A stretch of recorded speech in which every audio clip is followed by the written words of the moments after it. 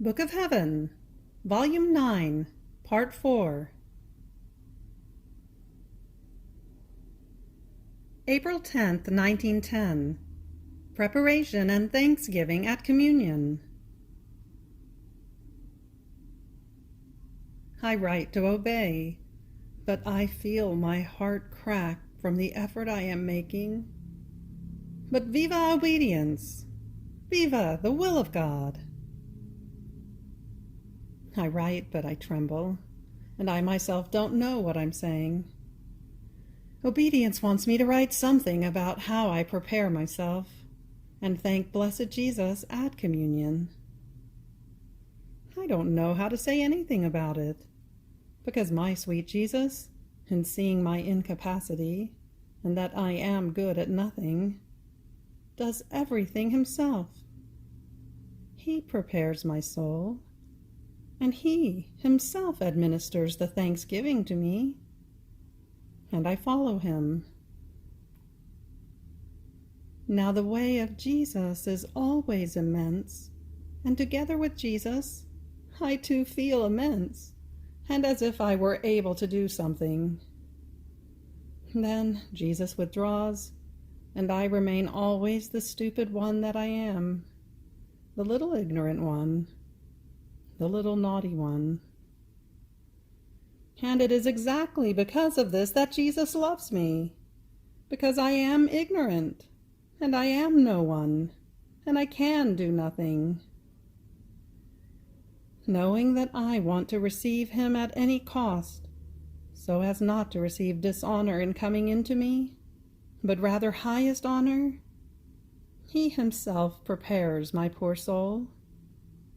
He gives me his own things, his merits, his clothing, his works, his desires, in sum, all of himself.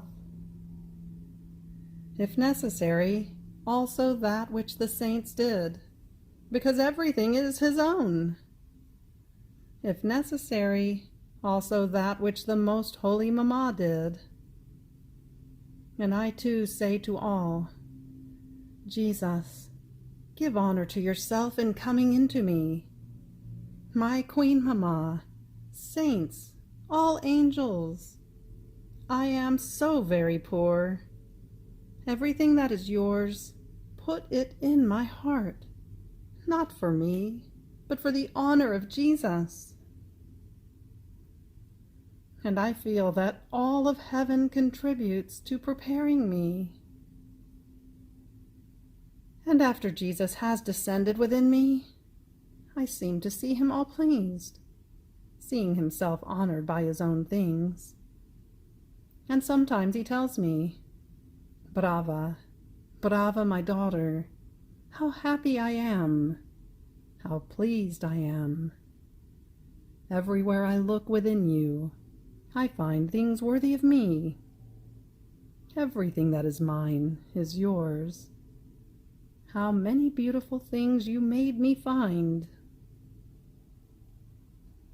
Knowing that I am so very poor, that I have done nothing, and that nothing is mine, I laugh at the contentment of Jesus, and I say, thank goodness Jesus thinks like this.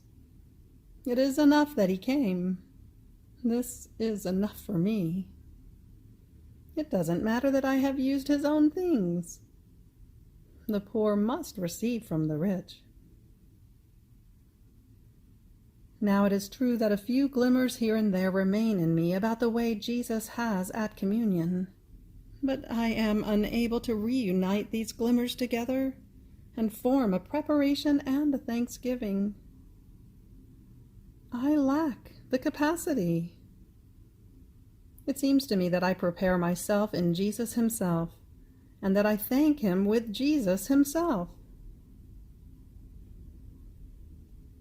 May 24th, 1910.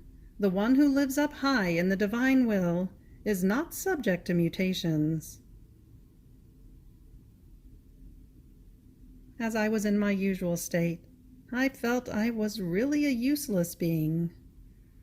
I was unable to think of either sins or coldness, or fervor.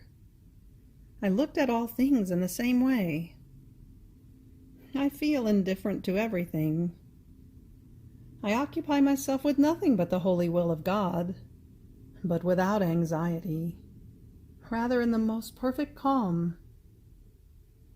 So I was saying to myself, what a bad state mine is. Had I at least the thought of my sins, yet it seems I am happy with them. O holy God, what disgrace is mine!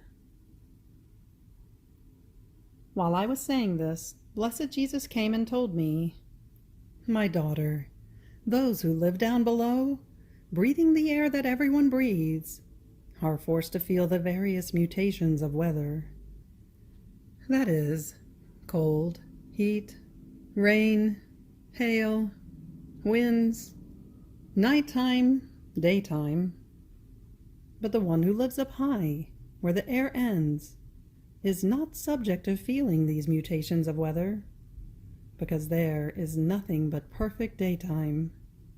And not feeling these mutations, naturally she has no concerns at all. The same happens to the one who lives up high and from the divine air alone. Since my being is not subject to mutations, but it is always the same, always peaceful and in full contentment, what is the wonder if the one who lives in me, from my will and from my own air, has no concerns about anything? So would you rather live down below like the majority does, that is outside of me, from human air, from passions? June 2nd, 1910. The soul must die to everything in order to rise again, more beautiful. As I was feeling very bad, and as if everything was over, I was lamenting to Jesus about this total abandonment by him. And Jesus told me, my daughter, these are divine ways, to die and to rise again continuously. See, nature itself is subject to these deaths and to these risings. The flower is born and dies, but to rise again more beautiful. While if it never died, it would grow old. It would lose the liveliness of its complexion, the fragrance of its scent. And here is also the simile with my being, that is ever old and ever new. The seed is sowed under the earth, as though buried, so as to make it die, and in fact it dies, to the point of being pulverized. But then it rises again, more beautiful, even more, multiplied, and so with all the rest. If this happens in the natural order, much more in the spiritual order must the soul be subject to these deaths and to these risings, such that while it seems that she has triumphed over everything and abounds in fervor, in graces, in union with me, in virtues, and that she has acquired as many new lives in everything, I hide myself, and it seems that everything dies around her. I give strokes of a true master, helping to make everything die for her. And when it appears to me that everything has died for her, like sun I come out, I unveil myself, and with me everything rises again, more beautiful, more vigorous, more faithful, more grateful, more humble, in such a way that, if there was anything human, death has destroyed it, making everything rise again to new life. July 4th, 1910. The agony in the garden was, in a special way, for the help of the dying. The agony on the cross was for help at the last moment, at the very last breath.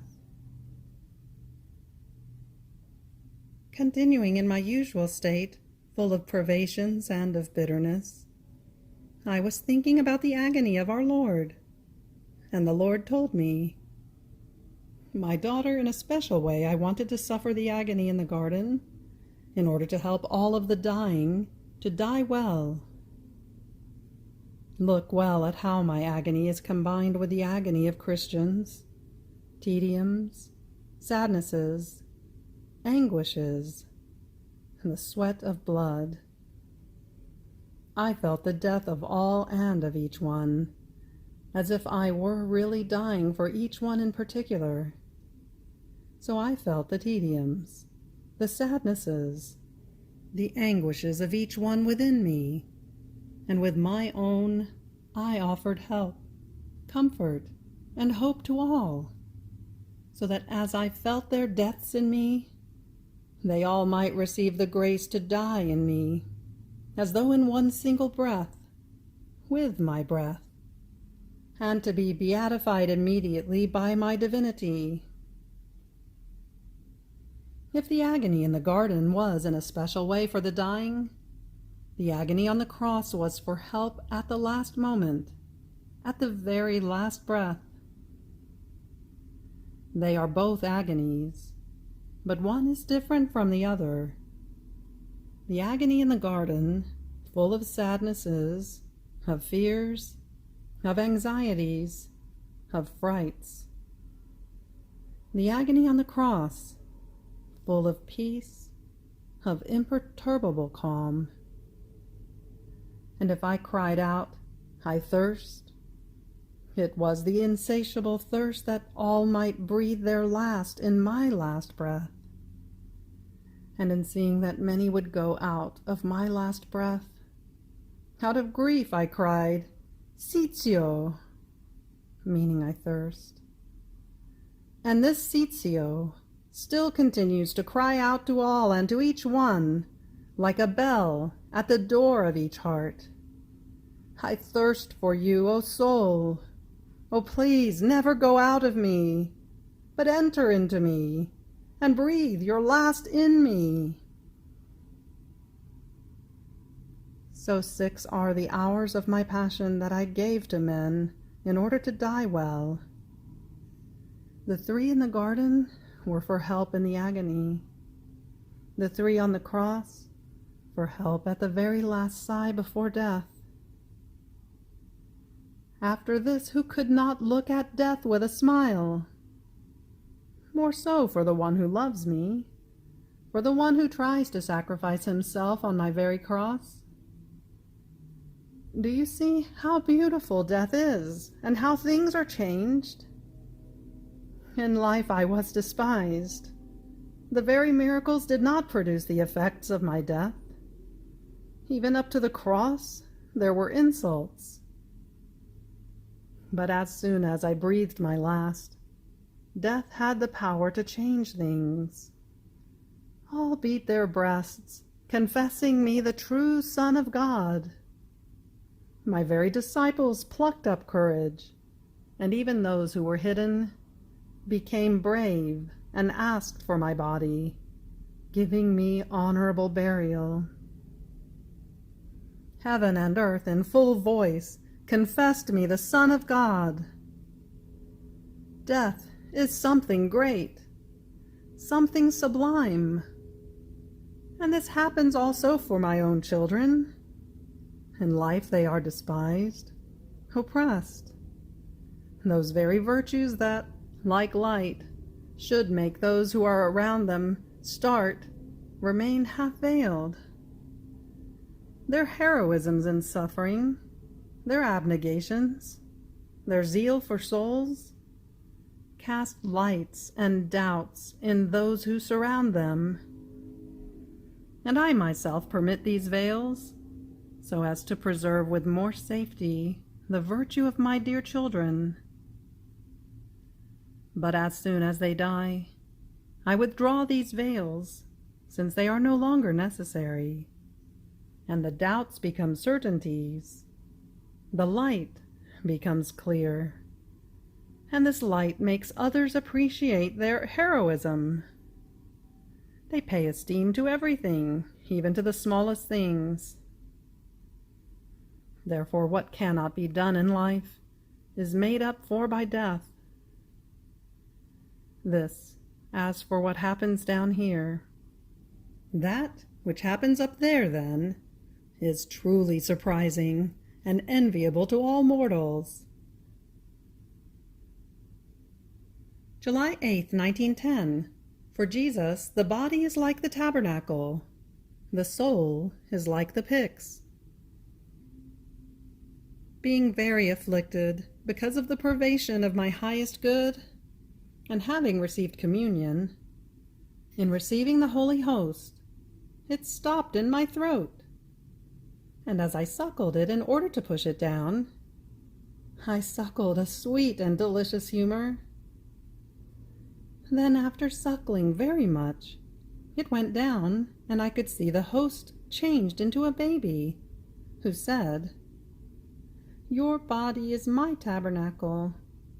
Your soul is the pyx that contains me.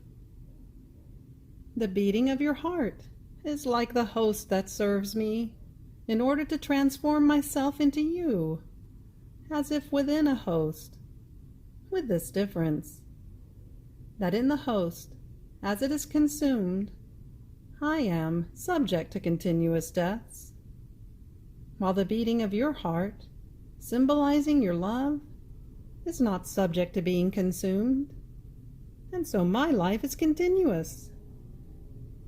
Therefore, why so much affliction about my privations?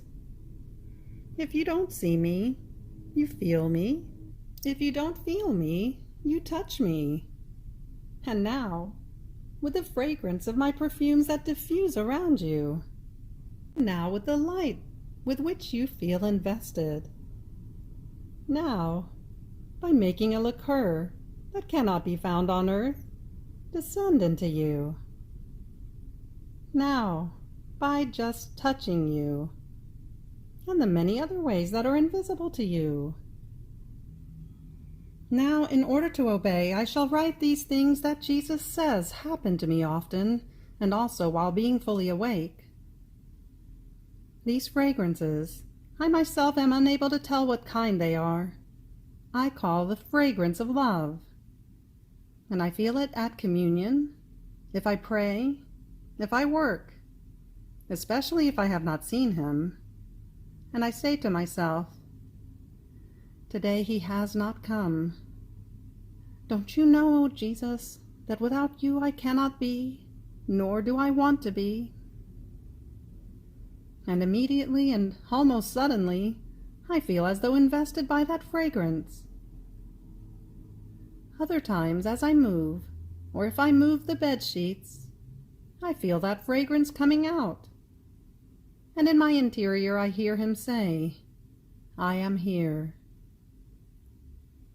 Other times, while I am all afflicted, as I go about raising my eyes, a ray of light comes before my sight. However, these things I take into no account, nor do they satisfy me. That which alone makes me happy is Jesus. All the rest I receive with certain indifference. I wrote this only to obey. July 29th, 1910. The two pillars on which the soul must lean. Continuing in my usual state, I felt I was so very bad, and even more. I felt troubled because even the confessor says that I have very much fallen out of my early state. Otherwise Jesus would come. So having received communion, I lamented to blessed Jesus about his privations, asking him to have the goodness of telling me what is the evil I do, for I would gladly give my life rather than displease him. How many times have I told you, if you see that I am about to offend you, even slightly, make me die. And Jesus told me, my daughter, do not trouble yourself. Have I not said years ago that in order to chastise the world, I would not come so often to relieve myself with you, and as a consequence, I would not come too often, though I would never leave you. And in order to make up for my frequent coming and going, I would permit Mass and Communion every day, so that you might draw the strength that you used to draw from my continuous visits. So much so that I reached the point of threatening the confessor if he would not offer to do it. Yet who does not know the chastisements that have happened in the meantime? Entire cities destroyed, rebellions, the withdrawal of grace from the evil, and also from the very religious who are evil, so that those poisons, those wounds that they had inside, might come out. I can take no more.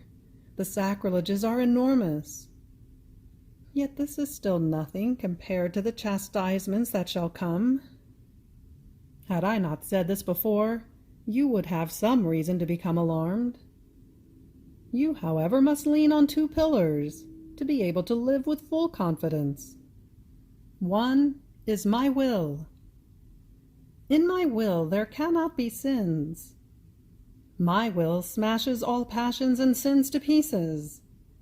Even more, it pulverizes them to the point of destroying their roots.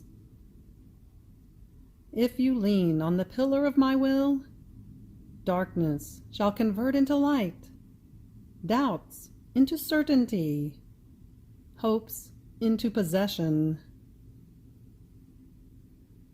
The second pillar on which you must lean is the firm will and continuous attention not to offend me, even slightly.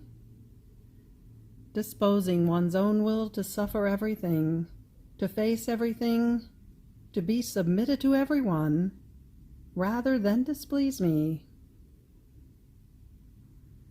When the soul sees that she is leaning continuously on these pillars that form more than her very life, she can live with greater confidence than if she lived with my continuous favors. More so, since I permit this state also to dispose you to departing from this earth. August 3rd, 1910. Voluntary sin upsets the humors of the soul.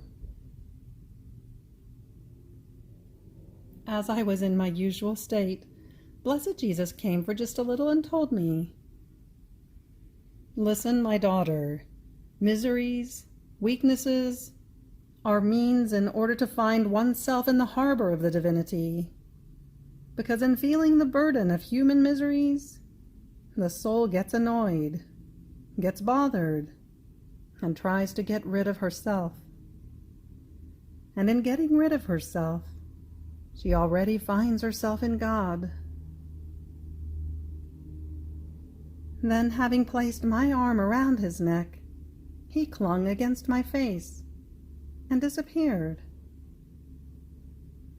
Later, as he came back and I was lamenting for he would run away like a flash without giving me time, he told me, "Since it displeases you, take me, bind me as you want, and do not let me run away." And I, "Bravo, bravo, Jesus! What a beautiful proposal you make me! But then, can this be done with you? You let yourself be bound and clasped as much as one can, but at the best moment you disappear, and no longer let yourself be found. Bravo, Jesus! You want to make fun of me. But after all, do whatever you want. What I care is that you tell me where I offend you, and in what I displeased you, that you no longer come as before." And Jesus added, "My daughter, do not trouble yourself. When there is true sin, it is not necessary for me to say it. The soul already perceives it by herself, because sin, when it is voluntary, upsets the natural humors, and undergoes as though a transformation in evil. He feels as though soaked with the sin he has voluntarily committed. Just as true virtue transforms the soul in good, her humors remain all in harmony among themselves, and her nature feels as though soaked with sweetness, with charity, with peace. So it is with sin. So have you perceived this turmoil? Have you felt as though soaked with impatience, with anger, with disturbances? And while he was saying this, he seemed to look deep into me, to see whether that was in me. And it seemed that it was not. And he continued, "You yourself have seen it." I don't know why, but while he was saying this, he showed more earthquakes with destruction of entire cities, revolutions, and many other troubles. And he disappeared. August 12, 1910. The origin of all the evil of priests is in dealing with souls about human things. As I was in my usual state, I found myself outside of myself, and I saw some priests, as well as Jesus, who made himself seen in my interior, all dislocated and with his limbs detached. Jesus pointed at those priests, making me understand that even though they were priests, they were members detached from his body. And lamenting, he said, "My daughter, how offended I am by priests. The superiors do not watch over my sacramental lot and expose me to enormous sacrileges. These, whom you see, are separated members, and although they offend me very much, my body has no more contact with their wicked actions. But the others who pretend they are not separated from me and continue their actions as priests, oh, how much more they offend me. To what an atrocious slaughter I am exposed. How many chastisements they draw. I can bear them no more." And as he was saying this, I saw many priests running away from the church and turning against the church to wage war against her. I looked at those priests with great sorrow, and I felt a light that made me comprehend that the origin of this and all the evil of priests is in dealing with souls about human things, things all of a material nature, without a strict necessity. These human things form a net for the priest that blinds his mind, hardens his heart to divine things, and prevents his step on the path that befits him in the office of his ministry. Not only this, but it is a net for souls, because they bring what is human and receive what is human, and grace remains as though excluded from them. Oh, how much evil is committed by these! How many slaughters of souls they make! May the Lord enlighten everyone. August 19th, 1910. Jesus pours his bitternesses. Feared that it might be the devil.